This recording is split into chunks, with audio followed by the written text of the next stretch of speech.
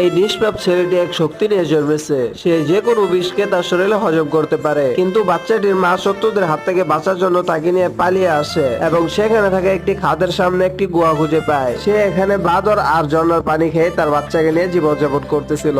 তারপর ছেলেটির বয়স যখন 10 হয়, তখন ছেলেটি এতটাই চালাক এবং শক্তিশালী হয় যে সে একাই এখান থেকে বের হওয়ার রাস্তা খুঁজতে থাকে। একদিন সে একটি পাথর ভেঙে নিচে পড়ে যায়, কিন্তু সে তার শক্তিশালী থাবা দিয়ে পাথরটিকে ধরে ফেলে আর সে এখান থেকে সবুজ ভূমি দেখতে পায়। তারপর সে দ্রুত গিয়ে তার মাকে এইসব ব্যাপারে খুলে বলে। তারপর মা ছেলে এই অন্ধকার গুহা থেকে বের হওয়ার সিদ্ধান্ত নেয়, কিন্তু বাহিরের পৃথিবী গুলতপ্ত হয়ে ফুটছিল। তাই মা ছেলেকে কাঁধে নিয়ে নেয় আর কয়েকদিন রাত চলার পর সামনে একটি জঙ্গল আসে, কিন্তু ক্লান্তির কারণে মহিলাটি সেখানে বেহুশ হয়ে পড়ে যায়। তারপর এখানে থাকা কিছু জঙ্গলি নেকড়ে তার মাকে হামলা করার জন্য ছুটে চলে আসে, যা দেখে ছেলেটির চোখ বেগুনি হতে থাকে। সে এতটাই দ্রুত তার মার কাছে চলে আসে যে তার সামনে থাকা নেকড়ে গুলো অনেক ভয় পেয়ে যায়।